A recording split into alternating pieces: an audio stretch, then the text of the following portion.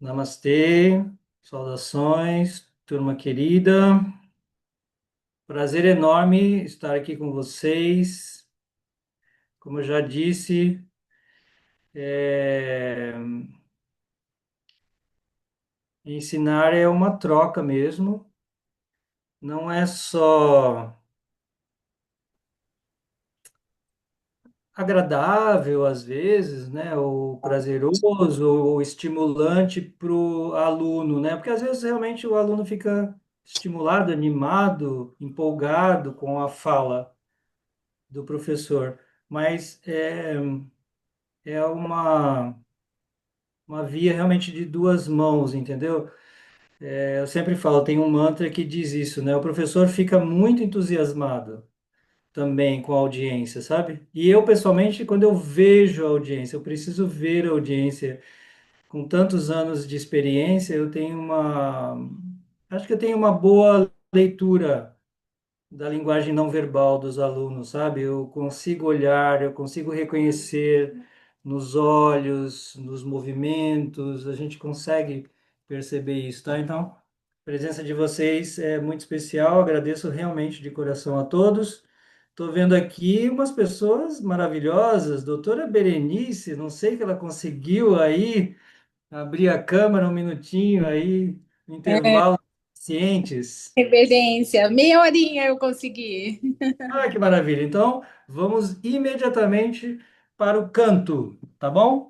Vamos lá, vamos ver se você consegue participar de alguma coisa hoje aqui com a gente. Vamos cantar, tá bom? Caruna também que chegou aí, ó, prazer, seja bem-vinda. E nós vamos cantar da Bhagavad Gita, capítulo 18, verso 55 sobre o tema Bhakti Yoga, tá? Então, todos esses versos aparecem a palavra Bhakti, por isso que eu escolhi esses versos. Então, eu vou lá, eu também estou tentando aqui dar o meu melhor na leitura, no canto. Ouçam e repitam depois de mim, mantendo o microfone por enquanto fechado. Então, ouçam agora com atenção plena, mindfulness.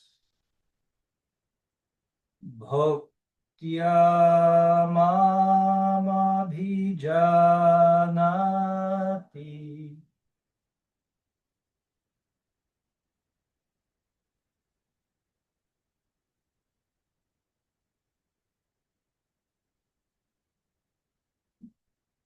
Bhaktiya mamabhijanati.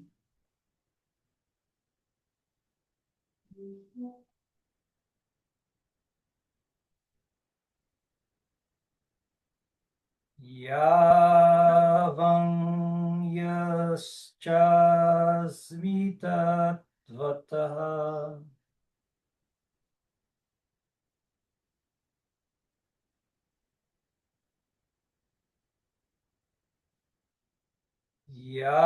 Yavam yaschasmitattvataha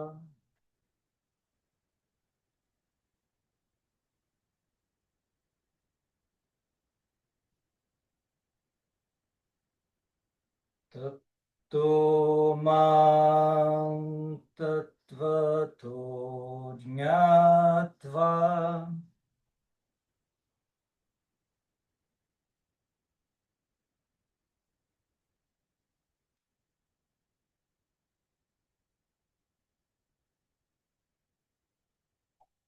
tatto mam tattvato jnatva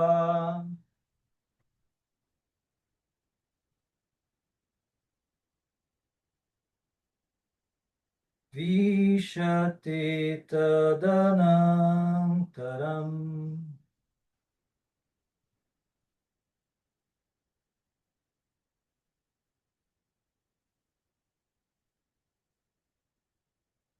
Vishate tadanantaram.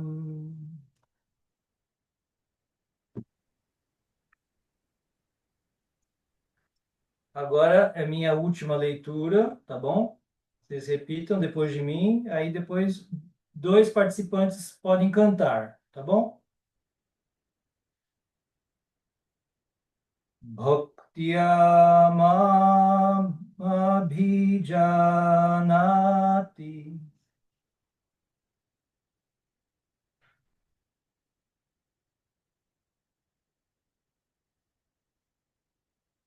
yavam yaschasmita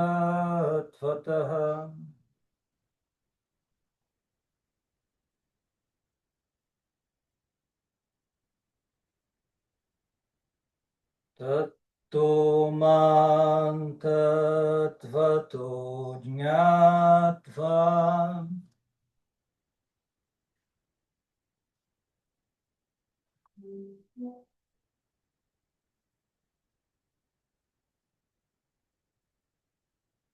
vishate tadanantaram.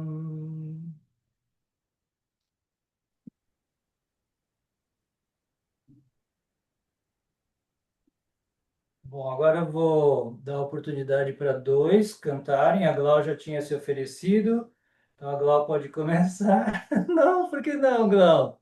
Ah, na verdade eu ouvi E falar, hoje é difícil, professor.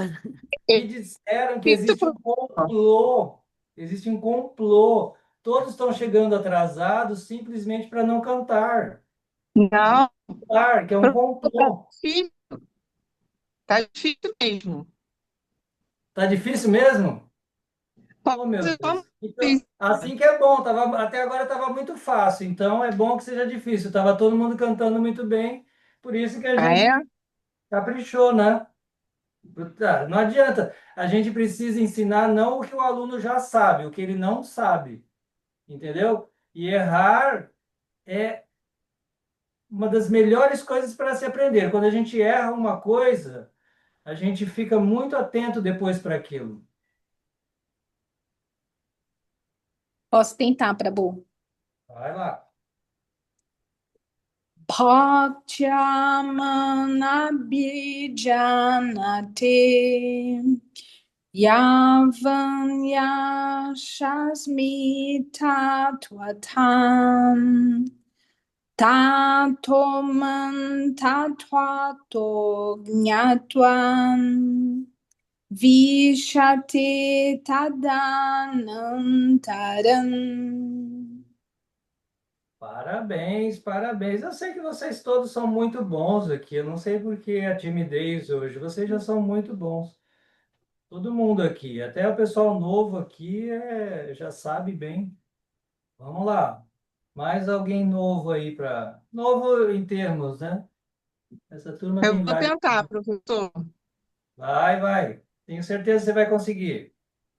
Tranquila, leia apenas com atenção, se despreocupe da melodia por enquanto, dá ênfase aos fonemas. Presta atenção em ler bem os fonemas. Vamos lá. Bhaktyamanabijanati Yavan Yashasmi Tatvata Tatu Mantatva Tattva Vishachita Taran. Tá, eu não sei, na minha. Aqui no meu som, algumas vezes parece que teve alguma falha, alguns cortezinhos. Então, não sei se eu peguei tudo, mas aparentemente está certo. Eu não sei se foi uma impressão minha, mas eu vou dar atenção a algumas coisas aqui que podem ser mais difíceis, tá bom? Do ponto de vista fonético agora. Especificamente, cuidados que nós brasileiros temos que tomar cuidado, especialmente nós brasileiros aqui, especialmente do Sudeste. Alguns do Sul, dependendo da região também, tá? Os nordestinos às vezes até falam melhor algumas coisas. Então, sempre ressalto a diferença do A breve para o A longo. É uma das coisas mais sutis do sânscrito, né? existem duas diferenças entre esses dois As aqui. O A sem o tracinho, chamado A breve, então ele é breve, digamos assim, ele dura um tempo, como se fosse uma música, ele dura um tempo. O longo, o que tem o tracinho, ele é longo, ele dura dois tempos. Então, a primeira diferença é essa. A, breve e longo. Um tempo, dois tempos, como se fosse uma música. Só que, excepcionalmente, o A tem uma outra diferença, tá? Que é, o breve, ele é fechado e o longo, ele é aberto. Então, vamos começar pelo longo, que é mais fácil para nós brasileiros. Nós não temos dificuldades em falar o longo. Longo. Nós falamos tudo assim em português. Nós quase não falamos, praticamente não temos o fechado, cuja referência fonética é o but do inglês, né? Palavra but. Tira o B e tira o T, vê o que sobra. Uh, but, uh, de but, uh. Uma referência em inglês. Uma referência na própria língua portuguesa é do português de Portugal, que é o must. Must. Para quem é aí descendente de português, hoje em dia quase não tem mais, mas must, must, é o mesmo que nós aqui no Brasil falamos mais, não é? Mais. Agora, os gaúchos, né? Alguns gaúchos, não são todos, não. Não são todos gaúchos. Eu vejo que alguns gaúchos, porque tem muito imigrante também e no Rio Grande do Sul, né? Então, acho que não é todo mundo lá que fala assim. Mas a gente ouve um pouco no Rio Grande do Sul, a gente ouve essa pronúncia, mush. Elis Regina falava mush. Alguns advogados falam mush. Tá bom? Essa é a referência. A, a. Então, isso é bem sutil para a gente pegar. Eu mesmo preciso treinar muito, preciso ficar muito atento para isso. Porque para nós tá no nosso arcabouço assim, linguístico, assim, esse A aberto. E esse outro som é uma outra pegadinha também. De novo, gaúchos, nordestinos têm mais facilidade em falar. Curitibano também. O T e o ti, que não é tch. Cuidado, não é tch.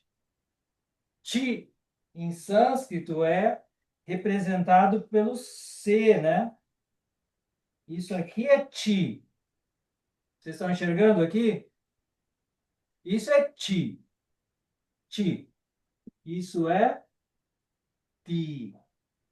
Ele é um som lingodental, a língua encostada nos dentes superior. O exercício que a gente tem que fazer para reconhecer esse som é pronunciar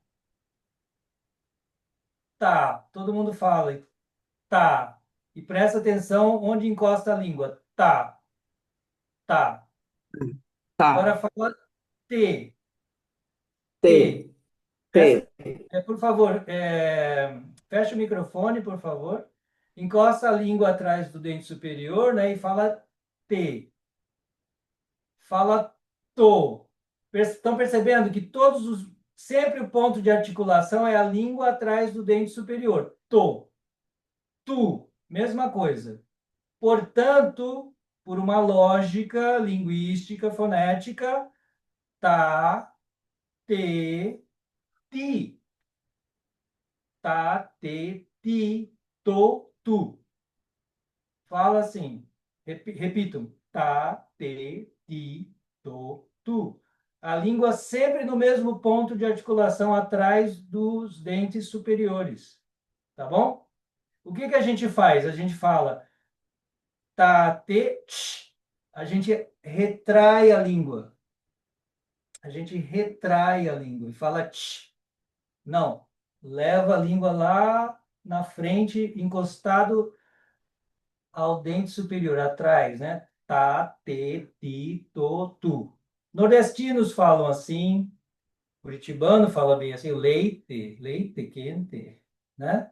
Eles falam que a gente acha muito engraçado, a gente se diverte com isso, mas é a boa pronúncia desse som linguodental, né? Tá bom? Então, isso aqui para brasileiro é, sim, uma pedra no sapato, tá bom? Bhok, ya, bhok, bhok, ya, certo? Então, eu chamaria atenção para esses sons. Aqui o Radhanata. V, depois de uma consoante, também é um exercício difícil para nós, porque já há talvez séculos, a gente não sabe precisar quando, mas desde que os europeus entraram na Índia, o que eles observaram é que esse V tem som de U, né? Tá, tua. A gente fala muito assim, né? Tá, tua, tá, tua, nha, tua, tá? Swami. Então, tudo que é representado por V no sânscrito, no inglês passou a ser representado por W, com som de U, tá bom? Mas a gente sabe, né, pela lógica da língua sânscrita, V é sempre V, tá bom? V é sempre V. Então, ta, va, ta, va, ta, nha, va. É tão sutil que às vezes você nem nota, né? Mesmo no latim já acontecia esse fenômeno, né? A gente cansa de ver por aí, né? Fórum escrito com V, né? Então sempre tem essa oscilação entre o V e o U. Mas aqui no sânscrito clássico, para vocês que são uma turma aí de alto nível, vamos entender, pelo menos teoricamente, que é simples assim, V, você sempre pronuncia como V e tá tudo bem, tá tudo certo. Radhanata. Eu acho que essas foram as maiores dificuldades, né? Esse aqui também é um pouquinho difícil, né? Nha, nha, nha.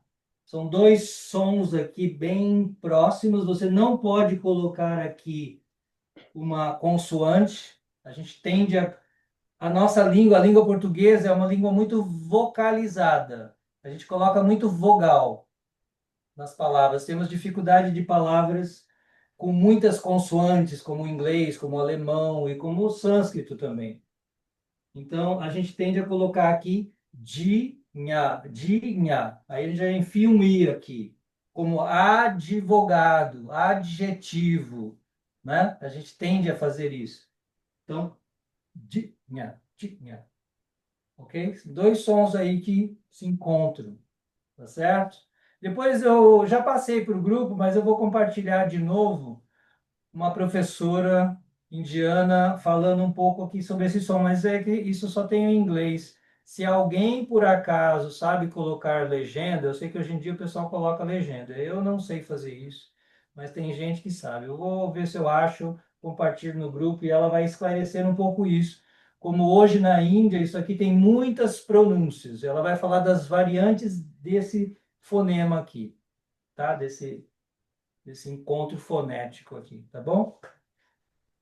Deixa eu te perguntar uma coisa, Radhanata. Voltando no A longo, ele tem um som aberto, mas como fica quando ele é seguido por uma nasal? Não, aqui, por exemplo, aqui é uma nasal. Ah, isso, no mam ou van, É, como fica o som dele? Ele vai ficar aberto, ele fecha um pouquinho em função da nasal que vem em seguida? exatamente. Em função da nasal sempre tem uma influência sobre ele, mas a gente faz uma diferença, né? Tá, toma, ma, diferente de mão, mão, ma. Sofre essa influência, de fato, ele sofre essa influência aqui da nasal. Mas a gente tenta fazer uma diferença. Lembrando que essas diferenças são sutizinhas, assim, né? Elas são uma coisinha bem sutil, mas que com o tempo a gente vai reconhecendo. Mas tenta fazer uma diferença entre essa. Mas se você, na verdade, como eu sempre falo aqui para vocês, imagine que Panini, talvez há 2.400 anos, já observava que as pessoas não estavam fazendo muita diferença entre um e outro. Imagina, há 2.500 anos, ele tem um sutra do Assadhyaya, do livro dele, né? Em que ele diz que que é querendo dizer que não é a. Ou seja, há 2.500 anos a coisa já se misturava um pouco. Mas, apesar de tudo isso, eu ainda percebo na Índia, passados 2.500 anos, tantas influências estrangeiras, tanta diluição, desconhecimento do sânscrito, ainda se nota uma diferença entre os dois as. Assim como a gente nota no português de Portugal, assim como a gente nota no inglês e tal. É uma coisa sutilzinha também, tá bom? Mas a gente tenta dar uma diferença, tá certo? Tudo bem? Vamos lá para a próxima observação aqui do verso, que são a regra de Sandhi, né? Os encontros, como as palavras se alteram quando elas se encontram. Então, eu vou mostrar aqui as duas mais clássicas, aqui e aqui, ó. O M, uma palavra que termina com M, como ela se comporta quando é seguida por uma vogal e como ela se comporta quando é seguida por uma consoante. É a regra mais fácil, mais simples de todas. M seguido de vogal, né? M mais V, tá aqui, ó. M mais vogal, mantém-se M. M é um som labial. Mam. E eu junto aqui, ó. Aqui eu vou juntar. Mama, mama, mama bhijanati. Ok? Simples. M seguido de consoante. Ele recebe um pontinho aqui. O que que quer dizer esse pontinho? Esse pontinho significa que esse M se transforma numa nasal. Então, mam, quando eu fecho os lábios, é M. Mam, quando eu não fecho os lábios, eu solto o som né, com auxílio aqui do nariz, aí ele vira uma nasal. Então, mantatvatu. Mantatvatu. Essa é a primeira e a mais fácil regra do Sandhi, tá bom? Depois disso, o que mais que nós temos aqui? Temos algumas regrinhas aqui. Temos, acho que, mais 3 regras nesse verso. Quando uma palavra originalmente ela termina com A visarga, A com H com pontinho embaixo, e ela é seguida do som cha ou cha, ele vai virar X, né, que é representado aqui por esse acento agudo. E tudo com o objetivo de você juntar, né? Yasha, yasha. É completamente natural e orgânico. Yasha, yasha, yashasmi. Tá bom? Yashasmi. A gente vê tanto isso que a gente logo assimila. Depois nós temos 2 regrinhas aqui iguais, porque todos eles, se eu não me engano, não. Aqui é a mesma regra. Palavra que termina com AH. Como ela se comporta dependendo do fonema seguinte. Se o fonema seguinte é uma consoante sonora, Um dia eu sei que eu vou ter que dar uma aula só para explicar de novo o que que é surdo e sonoro, mas não vai ser hoje. Sempre que ele é um som sonoro, é, ele se transforma em O. Então, tata, tata, seguido de M, vira tatu. A mesma coisa, tatvata, seguido de dinhatua, mesma coisa, se transforma em O, certo? Qual a explicação para o pessoal que é mais adiantado? É o casamento de sonoro com sonoro. Por quê? Visarga, esse Hzinho aqui, ele é surdo. Tata, tata, ou tatvata. O último som é surdo, que é o Visarga, esse H com pontinho embaixo, né? Ele é surdo. Surdo quer dizer que não vibra as cordas vocais. E o fonema seguinte são consoantes sonoras. Então, não casa bem uma surda com uma sonora. Por isso, ele se transforma em O, que também é sonoro. Tá? Tatomam, tatatu, dinhatua. Mesma regra. E a última regrinha. Ah, não, tem uma outra regra aqui, muito fácil também, eu estava pulando ela, que é o encontro de dois As. Quando dois As se encontram, eles se aglutinam e vira um só A. Aqui são duas palavras. Cha, asmi. Cha, asmi. Quando as duas se encontram, elas viram chasmi. Cha, asmi. Chasmi. Dois As que se encontram se aglutinam, como a crase na língua portuguesa, né? Como a crase. Chasmi. Isso aqui é exatamente a crase da língua portuguesa. As duas regras mais fáceis, do A e do M. E a última aqui, a palavra é tat, tat, com T. Termina com T, mas ela é seguida de uma vogal. T, T, T. É surdo. Toda vogal é sonora, porque vibra as cordas vocais.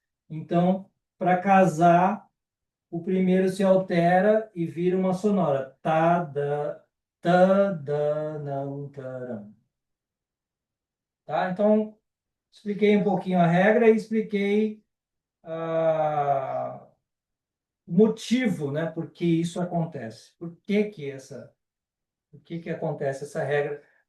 Mas isso aí, quem está chegando agora vai pegando de tanto ver, porque quem está aqui já há anos comigo já aprendeu de tanto ouvir. Tá certo? Alguma dúvida sobre esses encontros de Sandy?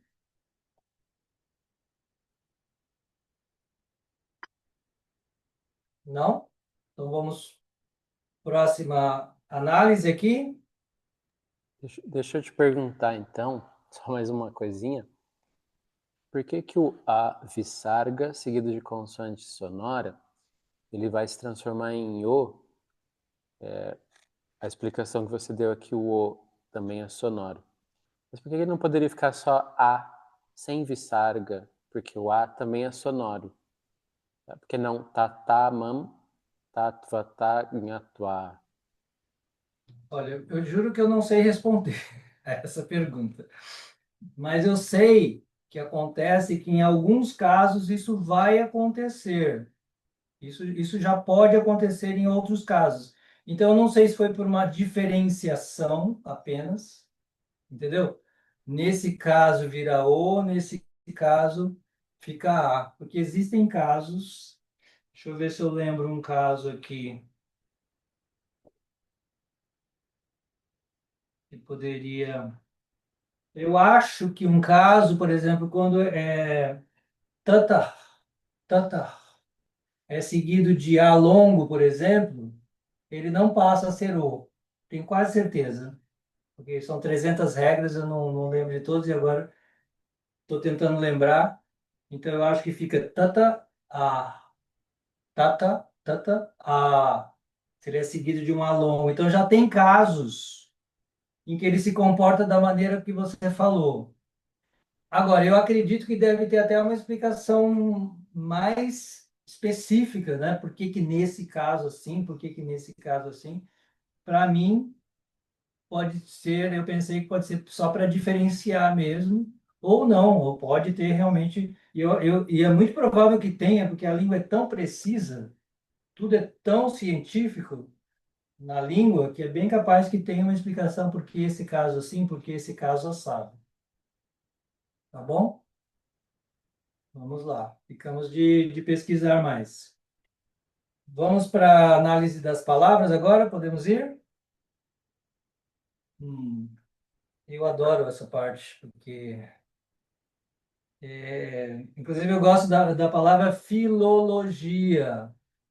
Não sei se eu falava com alguém aqui do grupo sobre a palavra filologia. Em grego significa amor às palavras. Às vezes eu amo as palavras por si só, porque tem palavras que são tão bonitas, assim, que a gente fica. A gente ama a palavra. Nossa, que palavra linda, né? Bhaktiya é uma palavra que já é linda mesmo. A palavra por si só, ela já é linda, que é o grande tema aqui do nosso estudo. Ela vem da raiz bhaj. Bhaj. Bhaj. Bhaj que quer dizer, em primeiro lugar, compartilhar, partilhar, compartilhar, tá? Em primeiro lugar. Depois, sim, vem outros sentidos, como amar, devotar-se, entregar-se, etc. Já falamos em outras oportunidades que Bhaj, por exemplo, ele dá origem à palavra bhaga. Bhaga, por exemplo, que é uma partilha.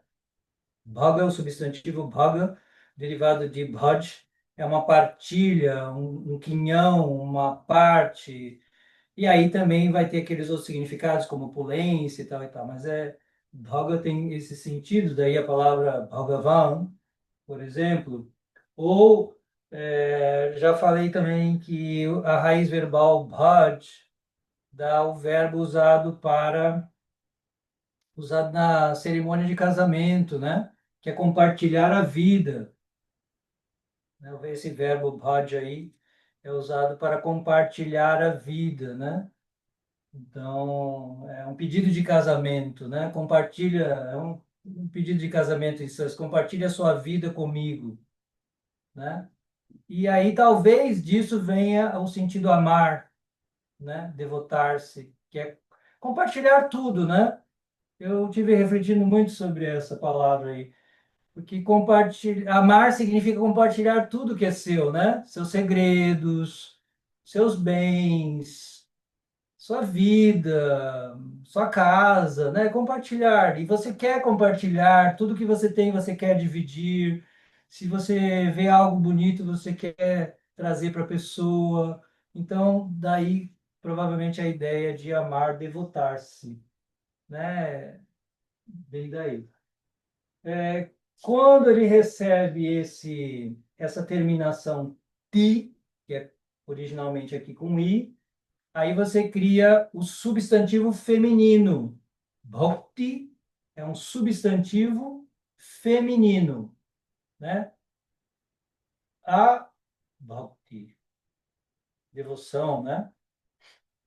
E bhaktiya, aí a palavra está declinada, nós chamamos declinada, com a função instrumental, por devoção, por meio da devoção, pela devoção, tem várias possibilidades de tradução aqui.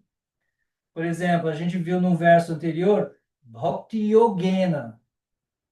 Yogena quer dizer pelo yoga, porque yoga é uma palavra masculina, Bhakti é uma palavra feminina.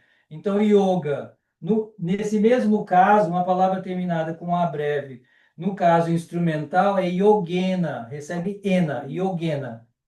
Mas bhakti, quando ele é Bhakti, quando ele está no caso instrumental, ele é ele recebe o A longo aqui. Bhaktya, bhaktya.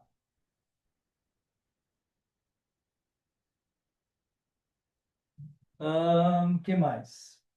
Bhakti, por devoção, por amor, etc. Man, palavra muito parecida com o português, né? Min, abhijanati. A raiz é Jnã. A raiz é Jnã. Jnã é uma raiz que se ramificou e que pode ser percebida em todas as línguas da Índia e da Europa, né? Jnã quer dizer conhecer. Jnã, Jnã. Abhi, com o prefixo abhi, reconhecer. Reconhecer. E você vê essa raiz se ramificar em várias palavras. No grego, por exemplo, ela chegou como gnose, no latim como cognoscere, que é o conhecer em português. Chegou no inglês como know, tudo isso daí da mesma origem, né? Todas elas vindo dessa raiz. Então, abidinhar, reconhecer, aqui está conjugado, terceira pessoa do singular, presente, abhijana, jana, ele reconhece. Yavam, Yavam, essas palavras aqui eu já nem cito muito porque todas elas vêm do Yah. Yavam, Yah, Yatra, Yadá, todas elas vêm do Yah e aí elas vão criando variantes aí. Então, Yah, Yah significa quem, que ou quem. E Yavam, Yavam significa quanto. Muitos, o dicionário traduz como quão grande, entendeu? Tem essa ideia. Quão grande, quão grandioso, quanto. E a quem? Tchau, na palavra indeclinável, significa eu também. Asmi, que vem da raiz verbal us, a raiz verbal us, que é o verbo ser, muito fácil, o verbo ser em português, e aqui a conjugação muito fácil, né? Asmi, sou. Assi, és, até parecido com o português, né? Assi, és. Asti, ele é. Ok? Todos vindo da raiz as. Então, asmi, sou. Tat, tatvataha. A raiz dele aqui, a formação dele é o tat, tat. Simples, o tat deu that em inglês. Ok? Aquilo. Ele é o pronome demonstrativo neutro em sânscrito. Um dos poucos resquícios do gênero neutro na língua portuguesa está aqui, né? Em sânscrito tem três gêneros, né? Masculino, feminino e neutro, né? Para algumas palavras que não têm gênero, né? Nem masculino e feminino, então às vezes se usa o neutro, conceitos filosóficos, etc. Às vezes se usa o neutro. E em português, um dos pouquíssimos resquícios disso na nossa língua é o pronome demonstrativo. A gente tem aquele masculino, aquela feminino e aquilo, que é neutro, que não é nem masculino, nem é um dos poucos resquícios, né? Este, esta, isto.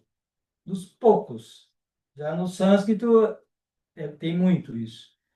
Então, tat é um pronome demonstrativo aquilo, que no contexto filosófico, teológico, sempre se refere a Deus, quando não se quer denominá-lo por um gênero, né? Por uma forma, por um gênero. Então, tat, aquilo, aquilo, né? As Upanishads usam muito a palavra tat para se referir a Deus. Assim, a Deus nesse sentido não sem gênero, né? Deus no sentido sem o gênero, tat é aquilo. E aí, quando ele recebe o sufixo va, aí vira a qualidade de ser aquilo. A qualidade de ser aquilo, né? Aí é uma palavra quase intraduzível, inclusive eu vi que alguns atores nem gostam de traduzir a palavra tattva, porque é difícil de traduzir, mas é muito comum que ela seja traduzida por verdade. Tanto é que você vai encontrar em muitos lugares. Verdade, verdade, tattva, a verdade. E aí, quando ela recebe essa terminação aqui, ela vira um advérbio. De verdade, verdadeiramente. Certo? Tata, tata, tata também vem do tat, mas aí já aqui como um advérbio, a gente poderia traduzir como então, né? Já é um advérbio que significa então. Man significa mim, a mim, como lá naquele caso. De novo, a mesma palavra, tatvata, tatvata. Mesma explicação, né? Vem do tat, um, o sufixo tva, mais o taha, que vira de verdade. Eu mantive essa tradução, né? De verdade, porque para lembrar do tattva, que significa verdade. Em atual, olha, mesma raiz aqui, tá aqui. Dinha, tinha, significa conhecer. E essa terminação aqui, verbal, aqui já é uma terminação da conjugação verbal. A gente vai traduzir muito como após conhecer, tendo conhecido, conhecendo. Tem várias possibilidades. Você vê os autores traduzindo de várias formas. Eu gosto de manter o após. Já expliquei para vocês em outras ocasiões. Para manter essa ideia temporal. Após, após alguma coisa, vem outra coisa. Tá bom? Ela dá essa ideia. Eu percebo isso. Em geral, eu percebo essa passagem do tempo. Embora ela não seja necessariamente sempre traduzida assim, mas eu percebo que em grande parte dos casos ela funciona assim.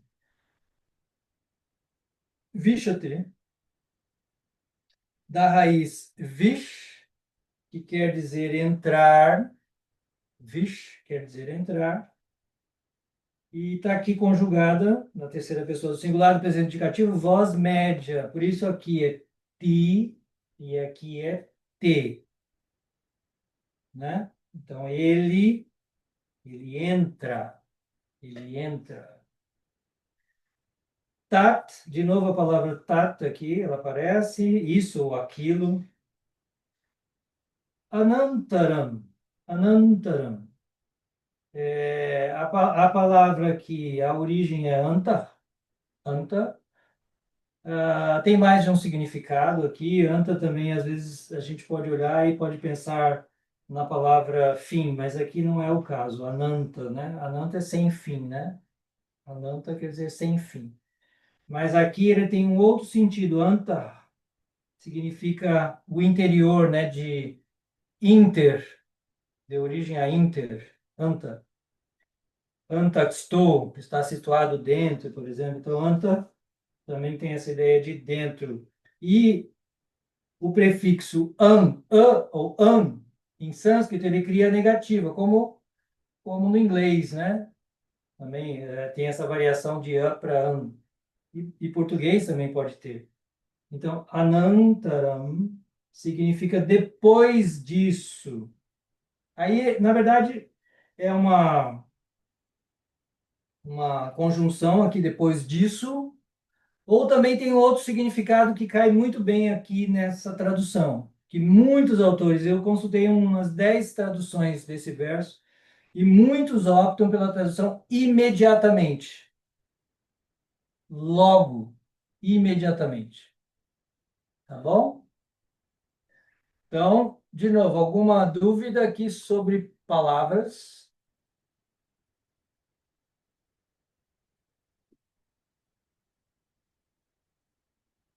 Tá?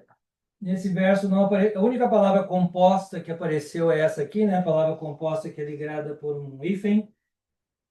E se a gente vai ler, a gente costuma sempre ler assim, depois disso, né? Depois disso.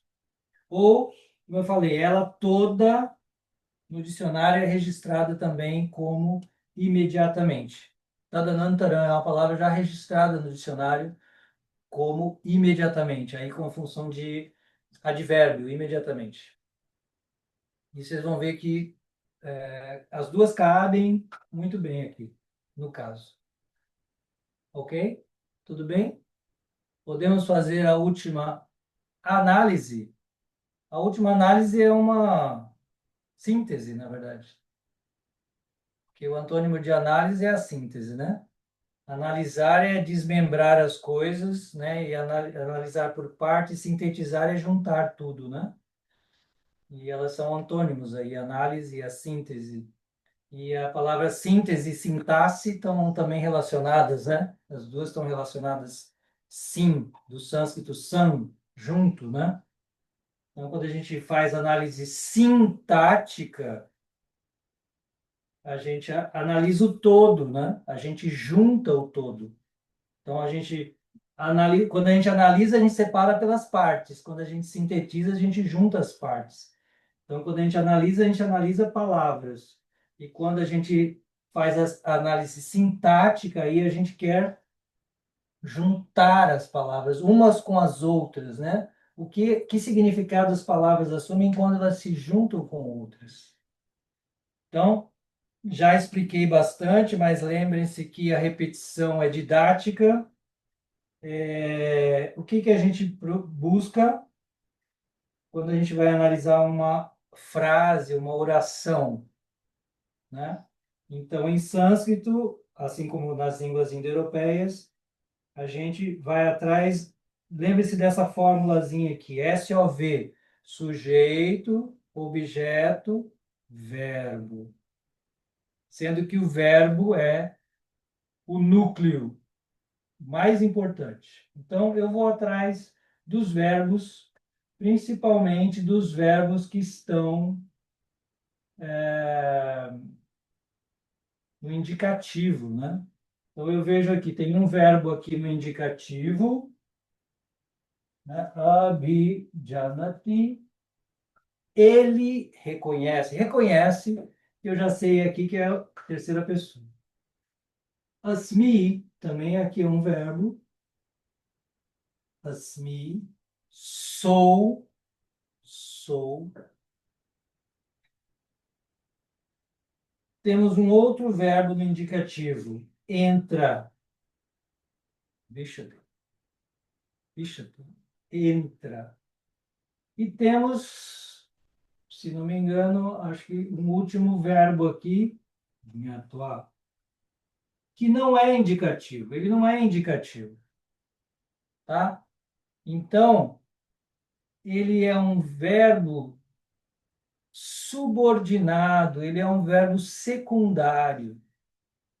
Geralmente, quando o verbo não é indicativo, ele é um verbo subordinado, geralmente. E aí vocês vão ver isso, claro, né? Ele se subordina a um outro verbo que é mais importante do que ele. Então, vamos ver aqui. Então, vamos começar a analisar e vamos começar a buscar aqui. A gente parte, em qualquer língua indo-europeia, isso funciona. Estudar sânscrito é bom para estudar qualquer língua. E todas as línguas da Índia e da Europa funcionam com essa mesma estrutura, o mesmo esqueleto, arcabouço. Você vai fazer a mesma coisa em qualquer língua. Aí você começa a procurar, né? Quem é o sujeito desse verbo? E quem é o objeto desse verbo? Né? Quem realiza a função do verbo e quem sofre a ação do verbo, né? Ele comeu uma maçã, né? Quem é que comeu? Foi ele, a pessoa, né? Ele é o sujeito. E quem sofre a ação? Quem foi comido? A maçã, que é o objeto. Tá? Então, eu parto atrás disso, né? Nem sempre, assim como na língua portuguesa, em sânscrito, eu não preciso ter sempre o sujeito explícito, porque o verbo, a terminação do verbo já me indica se é a primeira, se é a segunda, se é a terceira, se é ele, se é eu, se é tu, se é ele. Em inglês, não. Em inglês, eu preciso do sujeito explícito, né? Porque o verbo não me revela quem é. Mas na língua portuguesa, no sânscrito, o verbo já me revela. Então aqui eu sei que é ele, ou ela, alguém.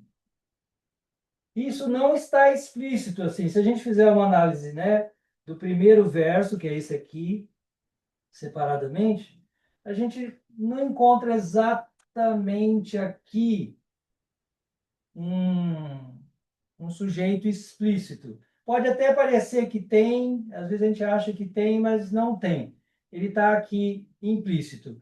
Ele, alguém, que é o sujeito sobre o qual Krishna está falando. Na verdade, se a gente voltar no verso anterior que nós estudamos, ele já falou, Brahmabhuta, Prasanatma, Nashotati, Nakanchati, Samaksarveshu, Bhuteshu, Mad, Bhaktin Labate Param. Foi o verso que estudamos no encontro passado. Então, é esse mesmo sujeito sobre o qual Krishna está falando, que alcançou o Bhakti. Vamos lembrar o verso anterior? Vamos lá, vamos lembrar esse verso anterior aqui, para a gente entender essa continuidade. Às vezes a gente precisa disso, a gente precisa recorrer ao contexto também. Então vamos lá no 54, o que foi falado em 54 que estudamos no encontro passado.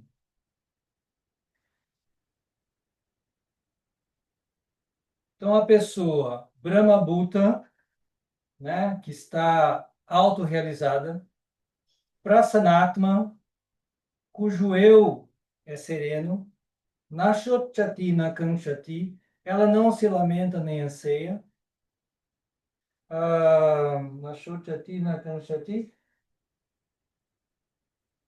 Sama Sarveshu Bhuteshu, ela é igual com todos, Mad Bhaktin Labhate Param. Então, essa pessoa autorrealizada, essa pessoa serena, essa pessoa que é equânime com todos os seres, que não se lamenta nem anseia, ela alcança devoção a mim. Foi assim que terminou o verso anterior, que disse o verso anterior. Então, essa mesma pessoa que tem todas essas qualidades, que alcançou o Bhakti, é uma continuidade. Aqui estamos no 55. Então, ele continua dizendo, por meio, né, ela alcançou Bhakti Suprema, né, Bhakti Labhate Param, por meio de Bhakti, por meio de Bhakti, então, ele me reconhece, ou reconhece a mim, né? Eu coloquei o mim só porque ele lembra muito o man. Mas em português poderíamos dizer, aqui tem um instrumento, né? Por meio de bhakti, esse sujeito aí, sobre o qual estava sendo falado, ele me reconhece. Ele me reconhece, ele reconhece a mim, ele reconhece a mim. Aí o que acontece aqui? Isso aqui é uma oração adjetiva. O que é uma oração adjetiva? Vocês lembram disso? Tem uma oração adjetiva que funciona como um adjetivo de man. Porque, olha, ele diz assim: essa pessoa reconhece a mim, por meio da devoção, essa pessoa reconhece a mim. Quanto e quem sou de verdade. Lembrando que o E vem sempre depois em sânscrito. Em português eu digo quanto e quem. Em sânscrito eu digo quanto, quem e. Tem essa pequena diferença. Em português o e viria aqui. Quanto e quem sou de verdade. Então, por meio de Bhakti, ele reconhece a mim. Quanto e quem sou de verdade. E muitos autores optam pela tradução quão grandioso, porque é uma possibilidade de Yavam, né? Quão grandioso e quem eu sou de verdade. Quem eu sou de verdade. E não por quê? Estaria sendo falado aqui nesse contexto. Porque existem várias possibilidades de se conhecer Krishna, né? Krishna pode ser conhecido em vários níveis. É um personagem histórico. É um rei. Ou alguém vai dizer que é um mito. Ou seja, tem várias possibilidades de interpretação. Mas Krishna diz: aquele que conhece, aquele que me conhece, quanto e quem eu sou, quão grandioso e quem eu sou de verdade,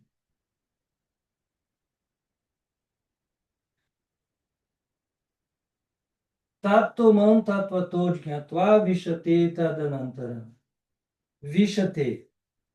Ele entra, de novo aqui o sujeito aparece implícito, né? Não está explícito. Ele entra. Aí, de novo, tem uma oração subordinada. Tem duas orações subordinadas aqui. Essa subordinada a essa e essa subordinada a essa. Então, ele entra, o ele está aqui, né, implícito.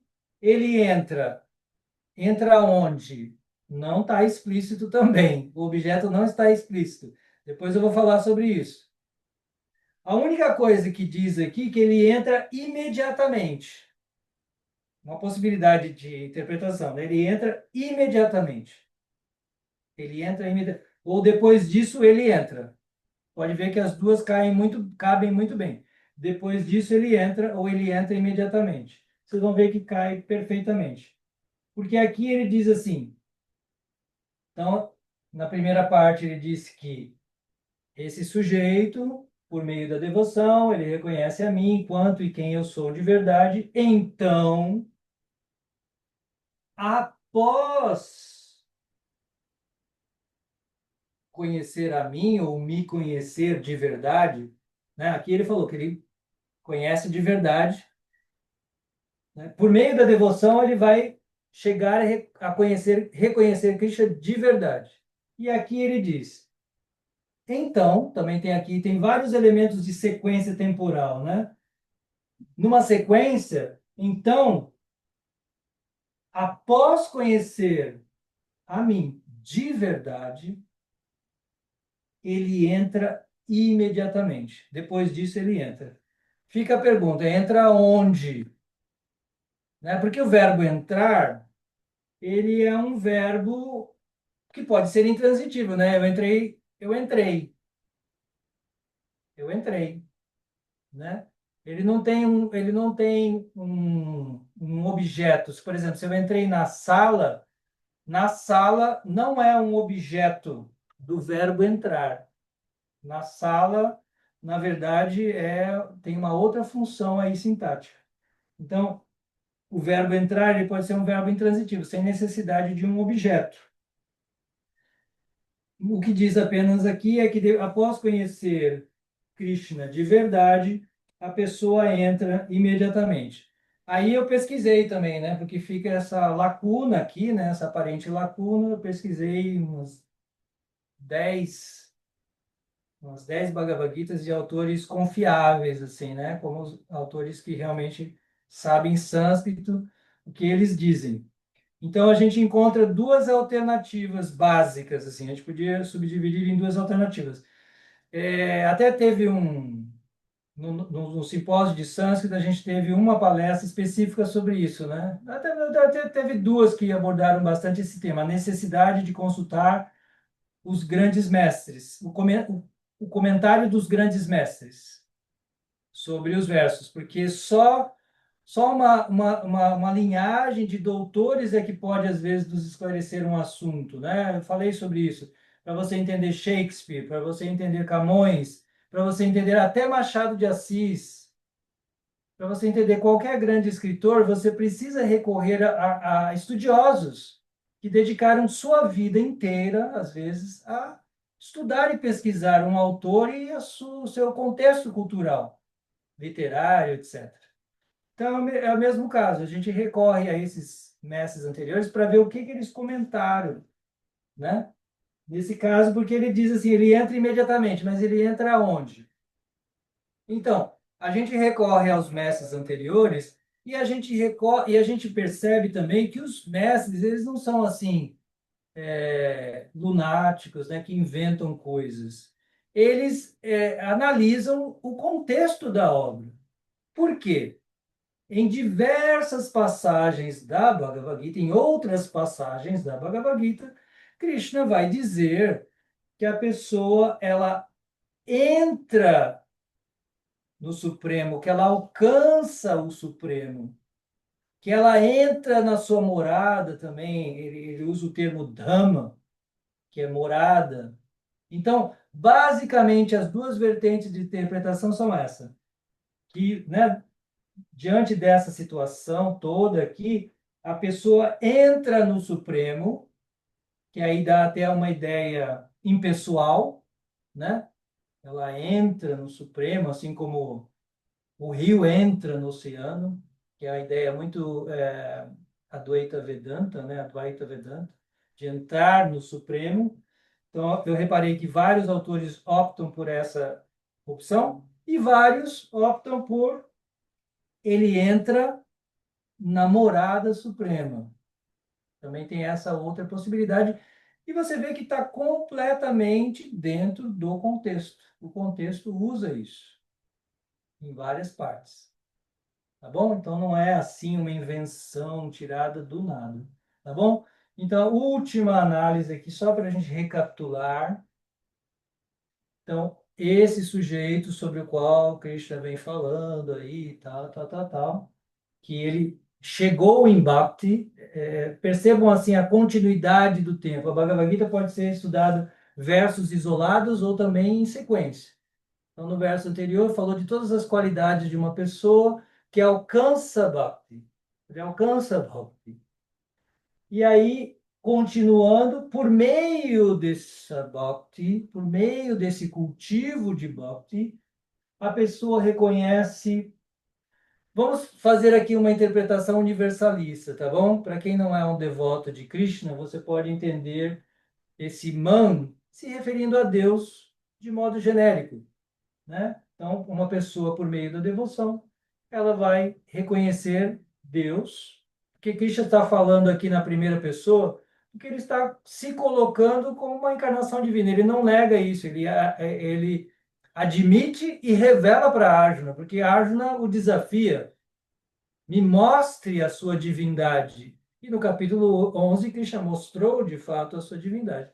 Mas, tomando a Bhagavad Gita também numa análise universalista, porque Krishna é muito universalista, às vezes ele fala também que a pessoa deve adorar a Deus e ele não usa a primeira pessoa, às vezes ele usa a terceira pessoa, porque todos os grandes mestres da tradição hindu são muito universalistas, então você pode interpretar também isso aqui como Deus, simplesmente.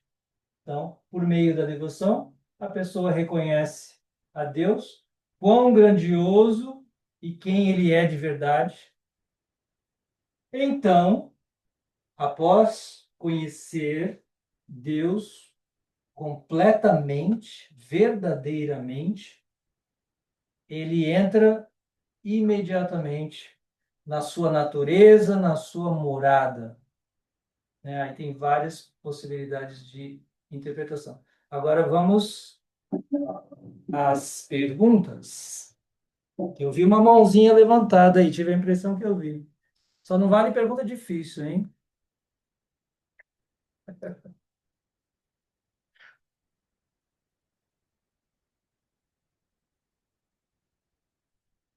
Então, Márcia, abre o microfone aí. Professor, em relação ao verbo entrar, né, eu tinha percebido, pelo contexto todo, que é entrar na moda. E é uma expressão assim, entre católicos, a namorada do pai, não é isso? Então, assim, eu lembro, você falou sobre intransitivo, entrar onde, né? O que vem depois dos verbos intransitivos, entrar, sair, subir, descer, são os adjuntos adverbiais que a gente classifica em português. Eles vêm justamente o próprio nome diz, adjunto, está junto para reforçar alguma coisa. Então, para reforçar alguma coisa, é reforçar Cristo, reforçar a morada dele. Está tendo esse radical e, ao mesmo tempo, tentando dar uma interpretação. Uma outra situação também, estou trazendo, tem a ver com da aula, assistindo ao vídeo, tomando vídeo, forte na minha cabeça, porque falou muito em devoção e autorrealização, né? Então, é a devoção que leva à autorrealização ou a autorrealização que leva à devoção? Parece meio paradoxal, né? Uma coisa é como se fosse um círculo. Bacana. Totine vende mais porque é fresquinho, vende, claro. Então, mas foi uma jogada que usaram, forçaram um termo do sabor frescor. Terminando o comentário, a minha pergunta é minha ou todos esses versos eles estão integrados? Assim na aula passada, intertextualidade, esse verso também ele está ligado aos outros, não é isso? Reforçando a ideia de devoção. Sim, sim, sim. Você fez várias colocações. O teu vídeo, ele tem algumas... teu vídeo não, teu áudio, teu vídeo tá muito bom, mas teu áudio, ele tem umas falhazinhas, né? Desde que você cantou, ele tá assim. Não sei por quê. Mas, basicamente, É porque eu entendi o todo. eu estou no celular. Tá, mas eu entendi o todo. Então, você lembrou o paradoxo. Eu falei bastante sobre esse paradoxo. Eu falei bastante sobre esse paradoxo. Eu não sei se você estava presente, né? A autorrealização leva à devoção, devoção leva à autorrealização. Realmente tem essa ideia cíclica, uma coisa está ligada com a outra, realmente uma leva a outra, é um círculo virtuoso, mas podemos também fazer uma interpretação mais ao pé da letra entre aquele primeiro que diz que a devoção leva à autorrealização, leva ao Brahman, que a adoração ao Senhor, a adoração a Deus leva ao Brahman, né, ao estado de Brahman, e a eliminação da influência dos gunas, etc. Mas no segundo verso, que é o que a gente leu no encontro passado, ele vai dizer que quando a pessoa ela chega nesse estado de Brahman, o que eu traduzi como ela se torna espiritualizada. Eu gosto muito de Brahma Bhuta, ou Brahma Bhuya, como a pessoa espiritualizada, a pessoa que alcançou o Brahman. Não é a pessoa espiritualizada, porque Krishna dá todas as qualidades dela ali, né? Ela é prasanatma, ela é uma alma serena, ela na Shochati, na Kanchati, ela não lamenta nem anseia.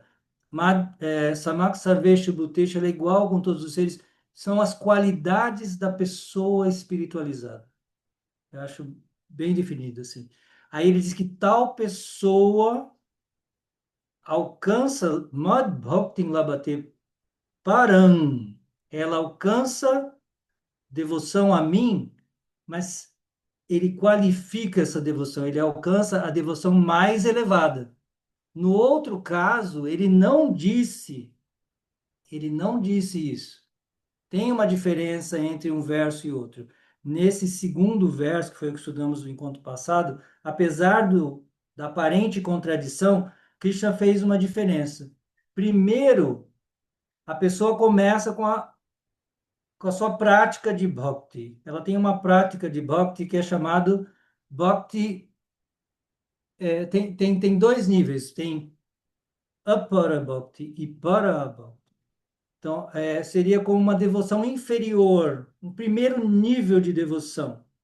Então, pelo aquele primeiro nível de devoção, a pessoa se livra das amarras, dos gunas, das qualidades, e daí ela se torna espiritualizada.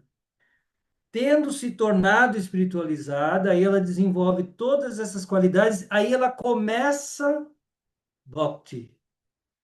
Aí ela alcança a Bhakti suprema, a mais elevada. Aí cultivando essa Bhakti, que é um outro nível de Bhakti. Isso está claro para todos os grandes mestres. Tem dois níveis de Bhakti. Tem aquele do iniciante e tem aquele já do adiantado, já. A Bhakti inicial e a Bhakti adiantada. Por isso que a gente, às vezes, para quem lida com Bhaktas, ele imediatamente se confunde, porque não é que todo Bhakta é igual. Tem o Bhakta no nível neófito e tem o Bhakta no mais alto nível. Krishna fala isso. Então tem Bhakti Param, a Bhakti mais elevada. Aí por meio dessa Bhakti mais elevada, aí sim a pessoa conhece Deus de verdade como ele é mesmo, e aí após isso ela entra, né, imediatamente nesse, como você falou, né? Aí entra a segunda parte da sua questão, né? Quem entra, entra num lugar normalmente, né? Mas, como é uma coisa, como o sânscrito dá margem à interpretação, então os Advaita Vedantis vão dizer que ele entra no Supremo, assim como rios entram no oceano, mas o contexto não leva para isso, né? O contexto não leva para isso. Muitas pessoas, né? É claro que aqui eu sou um aspirante a devoto, então eu puxo essa moça para o meu lado, né? Assim, não posso puxar minha sardinha porque eu não como, né? Então, puxo essa moça para o meu lado. E a gente aqui está lidando com muitos Vaishnavas, então a gente tende a fazer isso, né? A puxar para a interpretação pessoal, né? Mas eu acho importante que vocês entendam da onde os Advaita Vedantis tiram as suas ideias também, né? Eles também têm... Porque se você é um aspirante a devoto, um aspirante a Vaishnava, e se você não estuda também a análise do outro grupo, um dia, quando você se deparar com esse grupo, você vai ficar confuso. Poxa, me enganaram a vida inteira, nunca me disseram isso. Nunca me disseram nunca me mostraram o lado escuro da lua, né? Como a gente diria. Esconderam essa verdade de mim, me enganaram. Então, eu acho importante que a gente. E isso faz parte do estudo dialético. Estudar a visão daquele seu oponente, né? Como ele pensa. Para você, aí você, como uma pessoa inteligente, vai ver, bom, quem para mim faz mais sentido? E eu acho importante a gente ter isso, né, para a gente não terminar como fanáticos, né, que não tem argumentos para a oposição, né? A oposição vem e você fica despreparado. Então, fica aqui, né, essa questão. E, na verdade, no final das contas, quando a gente entra nessa questão da liberação ou da libertação, nós admitimos, o Bhagavatam, outras obras admitem que existem as duas possibilidades. Por isso que existe a Advaita Vedanta e Dvaita Vedanta. Está nos nossos livros a libertação impessoal também. Existe essa possibilidade da pessoa imergir no impessoal. Por isso que assim, tudo faz parte do livre-arbítrio, né? Ah, você quer o impessoal? Então vá para o impessoal. Você quer o pessoal? Então vá para o pessoal. Ah, eu acho isso fantástico e é uma característica que eu acho que engrandece ainda mais essa tradição, que é tão ampla, que é tão compassiva, que é tão universalista, né? Que abarca todos. Ah, você quer se tornar impessoal? Ah, então se torne impessoal. Você quer se tornar pessoal? Então, os próprios Advaita Vedanta, se você ler grandes mestres do impersonalismo, né, que nós chamamos de impersonalistas, eles falam, os devotos que são muito apegados à forma pessoal de Deus, eles vão se encontrar com Deus em sua forma pessoal e tal. Eles acham só a grande questão que foi tratada no encontro anterior, o grande debate não é se existe ou não existe a situação impessoal ou impessoal, se Deus é pessoal ou impessoal, se vamos nos fundir no impessoal ou se vamos permanecer indivíduos e ter uma relação pessoal. O debate interno dessa tradição é que qual deles é o mais elevado. Mas isso também eu acho que é uma questão um pouco secundária, né? Porque o verso que eu também trouxe para análise no encontro anterior é que não em Deus tudo é igual, então não existe diferença, né? Agora, os devotos estão muito apegados assim ao seu amor pessoal, né? E eles têm todos os motivos e eles têm toda a filosofia para corroborar esse seu amor, né? E eles têm lá os dele, e isso aí eu acho que é algo ontológico, né? Às vezes já está no indivíduo, né? Porque eu vejo que a devoção é uma coisa natural, que a pessoa. Eu acho que nem é tanto o intelecto, embora a gente use todo o intelecto, mas eu acho que ela é, acima de tudo, emocional mesmo, né? Somos levados pela nossa emoção, que é uma coisa natural, talvez, da alma já, não sei. São grandes questões, essas são grandes questões. Eu acho que, se tiver tudo bem para você, tem a Sundaram. Já é professor. Então, aproveitando que o senhor usou o verso anterior, quando o senhor fez a análise, para poder achar quem era o sujeito dali daquele verbo, eu fiquei pensando também se a gente não poderia usar o verso seguinte para dirimir essa dúvida que ficou no final, porque esse final, assim, entrou imediatamente, mas realmente a dúvida entrou aonde, né? Porque ficou essa Uhum. questão aí, entrou aonde?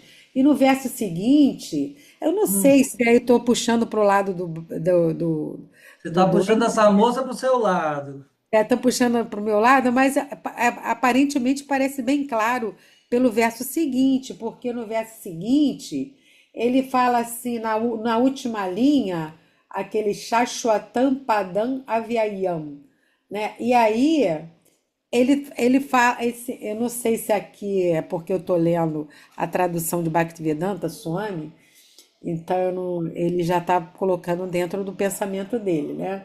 Uhum. Mas aí eu não sei se a gente pode confirmar, e o senhor pode me confirmar, se porque ele colocou assim, Padã como morada, o significado, sendo que Padã, eu não sei se está ligado aos pés, né?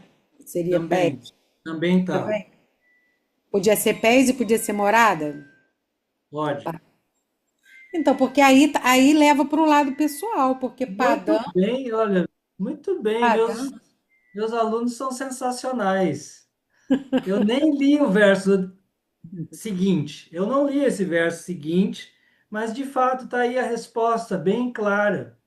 Tá a resposta. No contexto tem uma resposta clara mesmo, é verdade, perfeito.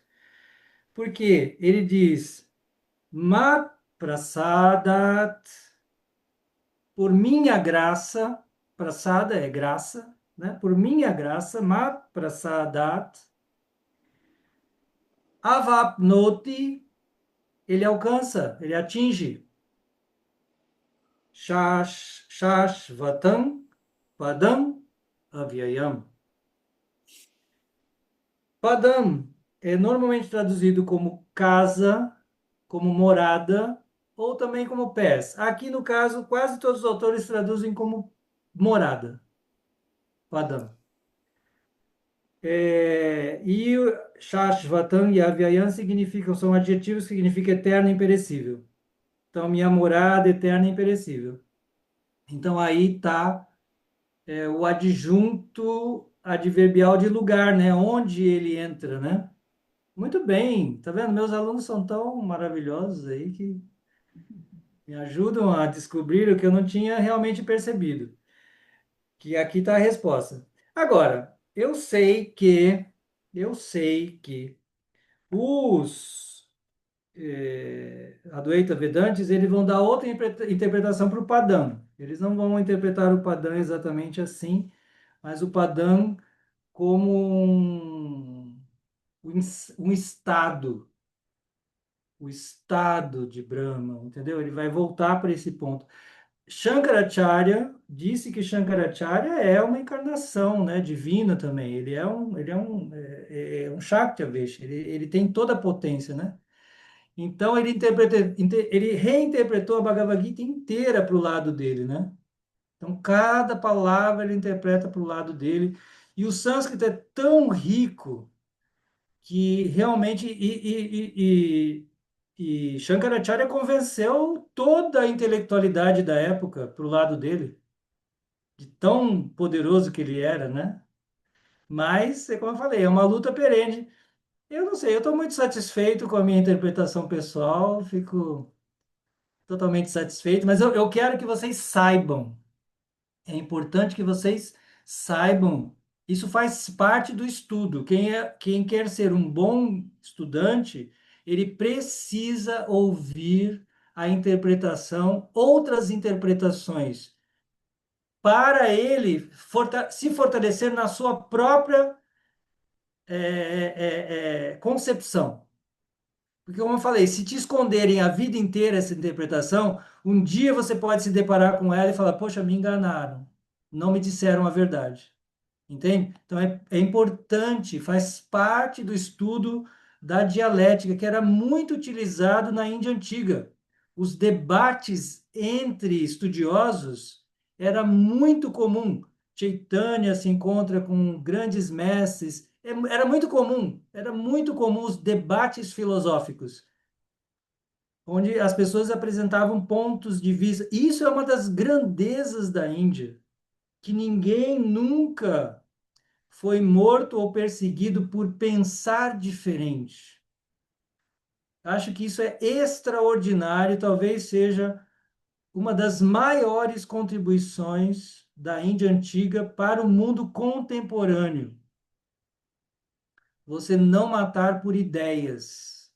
Na verdade, você não matar por motivo nenhum, né? Você não matar. Se você. Eu creio fortemente, aí é todo um conjunto de ideias. Eu penso que se a nossa sociedade fosse estabelecida, fortemente estabelecida no ahimsa, na não violência contra qualquer ser, só assim a gente poderia ter paz. Porque, porque poderíamos divergir de opinião, mas nunca nos mataríamos. Mas no mundo contemporâneo a gente está matando até em nome de política e de Deus até de Deus, coisa que na Índia nunca teve. Na Índia tinha impersonalismo, personalismo, ateísmo, todo tipo de pensamento filosófico e teológico. E todos conviviam, inclusive, que se você ler com atenção versos, textos que narram histórias, você vê que numa mesma cerimônia, numa mesma festa, estavam ali personalistas, impersonalistas, ateístas, santos, demônios, todos na mesma festa, às vezes. E isso eu acho que é uma grandeza de cultura, uma lição ética para o mundo contemporâneo, tá? Mas assim, temos que estar convencidos do que cremos. É isso que uma vez perguntaram. Eu gostei dessa resposta. Isso é muito importante porque a gente cai no outro extremo, né, que é a salada mística, né? Eu gosto de tudo e não gosto de nada, pratico tudo, não pratico nada. É coisa bem brasileira também. Então, uma vez perguntaram, que é parecida com o indiano, uma vez perguntaram para um mestre, não é verdade que todos os caminhos levam ao mesmo lugar? Ele falou, olha, isso pode até ser uma verdade, existem várias formas de você chegar num objetivo, mas vários caminhos. Mas é a única coisa que você precisa escolher um meio, entende? Então, vários barcos levam do outro lado do rio. Existem vários barcos que nos levam do outro lado do rio. Mas temos que fazer uma escolha. Não é que aquele barco presta, o meu presta, o do outro é do demônio. Não é essa a ideia. Existem vários barcos que são bons, mas eu, por minha natureza, por minha emoção, por minha inteligência, por todos os meus meios, eu escolhi esse barco. Isso não quer dizer que eu devo desrespeitar o outro, Mas eu escolhi esse barco, né? E precisamos, a gente não pode ficar com um pé em cada barco, porque senão a gente não sai do porto. É isso que acontece muito com o brasileiro. O brasileiro é um pouco assim, ele transita muito bem entre as religiões, mas às vezes não se aprofunda numa. Então, com isso você não vai conseguir cruzar o oceano. Então, você só precisa escolher. Então, eu acho que aí entra o equilíbrio entre escolher um caminho sem desrespeitar ninguém mais. Não é que porque eu escolhi devoção a Krishna, que a devoção a Jesus é inferior, ou que a devoção a Allah é inferior. Não, são barcos diferentes. Eu escolhi esse barco. Tenho todo o respeito pelos outros, mas eu estou feliz aqui. E eu acho que a gente só vai atravessar se a gente embarcar num. Eu acho que isso é importante a gente trazer para a gente entender também. Porque eu acho que o nosso objetivo muito aqui é entender culturas, né, também. Acho que linguagem é para isso. Marcos, sua pergunta que está esperando aí a tempo para a gente encerrar hoje. Então, bem rapidinho, embora eu endosse também o ponto de vista Vaishnava, considerando o sânscrito, haveria possibilidade de fazer uma interpretação, que ao meu ver seria mais Advaita, desse termo Tad Anantaram de uma outra forma? Esse Tat indicando aquilo, como se costuma usar muito na tradição Advaita, Tat se referindo a Deus? Você quer dizer, entrando dentro daquilo? É, Quem de sabe? alguma Eu maneira, não. isso, é. Pode ser que tenham interpretado assim também. Você vê como é rico, né? Eu não pensei nessa forma. Por isso que é bom a gente ter várias pessoas analisando, porque aí elas podem ver, ó, de repente ele interpretou assim. Quem sabe? Pode ser. Eu Você não li chegou a nenhuma, consultar eu não vi o nenhuma explicação nesse sentido. Eu não vi nenhuma explicação nesse sentido. Mas vi traduções nessa linha, né? Que entram no Supremo. Alguns dizem assim, entram no Supremo. Ou aqui eu acho que você está pegando a ideia de dentro do Supremo, né? Anta como dentro. Não, não, peraí. A Porque minha pergunta é se Ananta. o sânscrito permitiria realmente isso. Essa é a pergunta que eu tô. Porque Não. eles são É ligados, porque né? Por Ananta isso. quer dizer assim, no sentido etimológico, sem dentro, ou sem interior. Mas isso é só uma análise da palavra isoladamente, porque a palavra no dicionário, ela já é uma palavra composta registrada no sentido de advérbio ou conjunção, ou depois disso, ou imediatamente. Foi assim que eu achei a palavra, mas não significa que eu não possa procurar mais, pesquisar mais. Porque o que Shankara faz é isso, né? Shankara faz Sim. muito isso. Ele, às vezes, ele recorre ao que a Sundara estava lá, a Márcia estava lá, o que o Lokashakshi falou de Mukhya Vritti e Gauna Vritti, que é o significado simbólico das palavras, metafórico das palavras. Então, ele não pega o pé da letra. E aí, por isso, os Vaishnavas acusam de Shankaracharya de distorcer tudo. Ele distorce tudo, e quando Krishna fala, por exemplo, conhecer a mim de verdade, quem eu sou de verdade, aí ele vai dizer, olha, esse Krishna que está falando não é Krishna, não é de fato essa primeira pessoa, eu, mim. Na verdade, é Krishna falando, mas na verdade ele está se referindo ao Brahman, pessoal. Mas assim, aí ele nunca aceita a interpretação chamada literal. Ele sempre vai na interpretação metafórica. É Deus falando como Brahma, etc. É porque Krishna alcançou essa posição de Brahma, aí ele fala como Brahma, mas não fala como esse eu não é ele. Ou seja, é a estratégia de Shankara. Shankara é considerado por alguns o próprio Shiva, né? Então é difícil argumentar com ele. Olha, sinceramente, quando me deparo com algumas figuras assim, pessoalmente, ou grandes mestres, eu prefiro nem debater.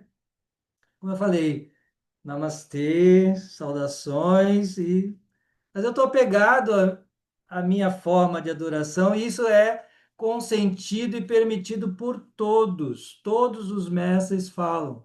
Todos os mestres falam. Adore a sua divindade. Se você é apegado a uma forma da divindade, não importa. Apegue-se, sirva, se entregue, se devote a essa. Se a sua forma é Jesus, se é Alá, se é Buda, se é Krishna, isso para eles não é importante. Todos são Deus, todos são manifestações de Deus. E se você é apegado a essa forma, siga essa sua forma, entendeu? Eu particularmente não gosto muito desse embate, né, de quem é superior, porque eu acho que no nível absoluto não há superior ou inferior. Eu acho que é o emocional que conta mesmo. É emocional, né? Eu não sei, eu amo tanto essa forma, né? Eu amo essa forma de Deus. É assim, eu acho que aí eu acho que chega no ponto de Bhakti mesmo, que é a pura emoção mesmo. Certo? Muito obrigado, meus alunos estão assim demais. Eu agradeço de novo a presença de vocês. Nos vemos para. Professor que é demais. Não, eu falei, vocês me iluminam muito. Nos vemos no próxima semana, sexta-feira, para o nosso último encontro sobre esse tema. Depois, no mês de agosto, se vocês ainda estiverem dispostos a estudar, se vocês já não estiverem cansados, podemos fazer mais um módulo em agosto, e aí eu dou umas férias para vocês em setembro que eu vou viajar, tá bom? E o plano para agosto são mantras clássicos. Eu escolhi uns mantras assim bem que eu gosto muito, né? Mantra Gayatri, alguns mantras legais aí para a gente estudar, tá bom? Que são muito práticos. Tudo bem? Tudo certo? Márcia, você tem algum comentário aí? Eu espero um áudio bom agora, tá? Eu me considero completamente neófita. Então, se tiver mais um módulo, para mim, é interessante. É o básico, básico, básico do básico. Bom, então pelo menos Normalmente, já tem uma aluna, pelo menos. isso. Então estaremos aqui, tá? Módulo seguinte, agosto, tá bom? Excelente final de semana, aproveite seu final de semana intensa e sabiamente. Até a próxima. Obrigada, professor. Tchau, pessoal. Bom fim de semana a todos. Obrigada. Final de semana a Obrigada. todos. Tchau, tchau, Haribo. gente. Tchau.